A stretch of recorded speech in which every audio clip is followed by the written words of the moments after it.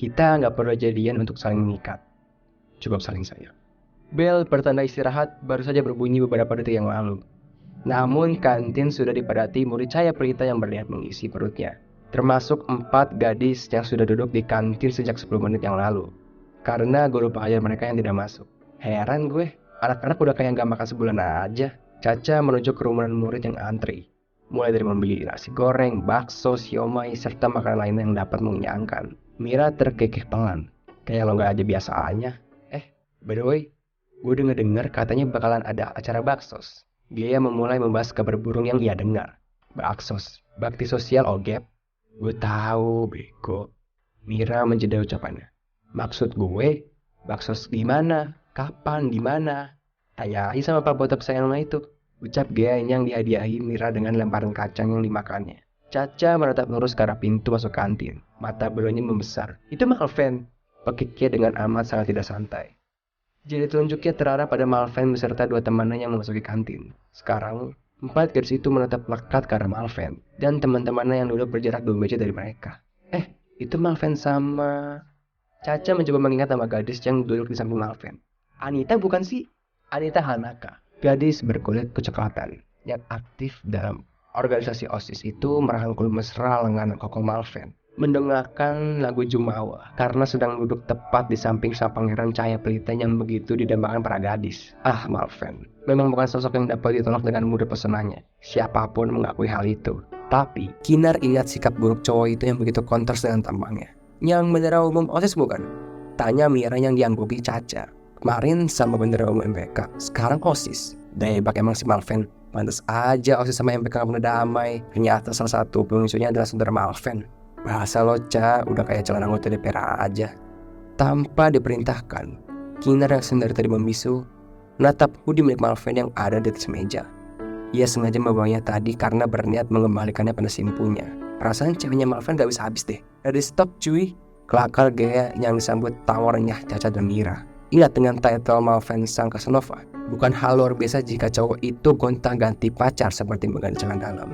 Kinar berani bertaruh kalau nanti bukan Anita lagi yang duduk di samping Malven. Tanpa gadis berbibir mungil itu sadari, semesta mengamininya dan takdir membujukannya. Akan ada gadis lain yang nantinya duduk di samping santuan sempurna itu, yang mampu mengimbangi Malven, bahkan mampu membuat sosok gagah itu bertekuk lutut. Sosok itu adalah waktu, di mana nantinya Malven terperangkap di dalamnya, terus melangkah maju meski kadang takdir dan nasib tak sejalan. Kayak gak tau Malven aja. Ceweknya kan banyak, ucap Kinar, lalu melanjutkan makannya lagi. Sedangkan ketiga temannya masih betah melihat kemesraan Malven dan Anita. Salah satunya lo yakin, celetuk dia tiba-tiba, membuat Kinar yang sedang mengunyah pentolnya tersedak. Kok nusuk ya kata-katanya.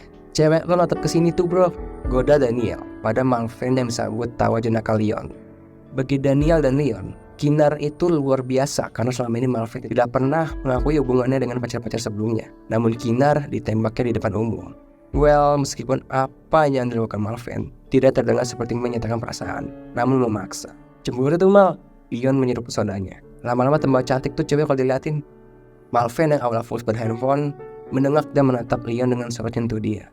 Abis lo sama gue. Namun dia tidak sekadar bergurau. Kinar memang terlihat cantik, dan tipe wajahnya bukan tipe cantik yang membosankan bila dipandang terus. Wes santai dude, tipe gue mah yang hot kayak... Leon memajukan tubuhnya, menyentuh lagu wanita yang langsung ditepis oleh gadis berambut hitam legam itu.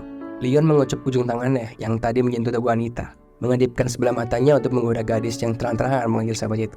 Kayak Anita, najis. Anita memutar matanya malas, mengundang tawa Daniel yang tadi tidak fokus memakan pai susu kesukaannya. Anita aja kagak mau sama lo, apalagi Kinar. Katanya sih tuh cewek gak pada pacaran. Daniel mengunyah pai susu hasil jarahannya dari adik kelas yang tadi menempati meja mereka, mengatakan info yang diketahuinya. Tahu banget lo kayaknya Neil. Leon mengalihkan pandangannya pada Malven.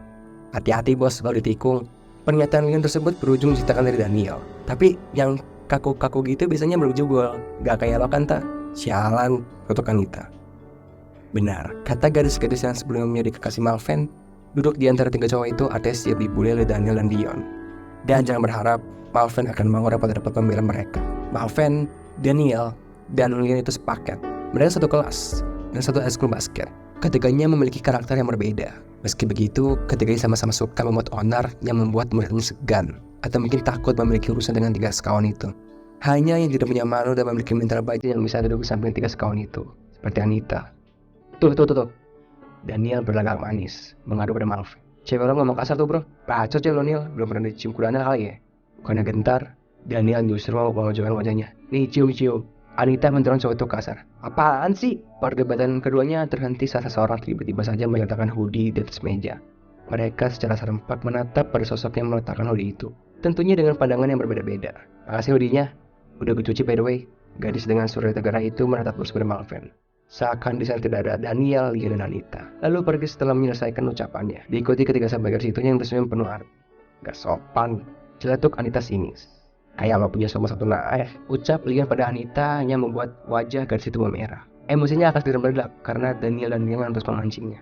Babe, ngomongnya pada Malvin yang langsung direspon oleh Daniel dan Leon dengan ekspresi menanam muntah. Babe, lengek Leon mempraktekkan yang dilakukan Anita.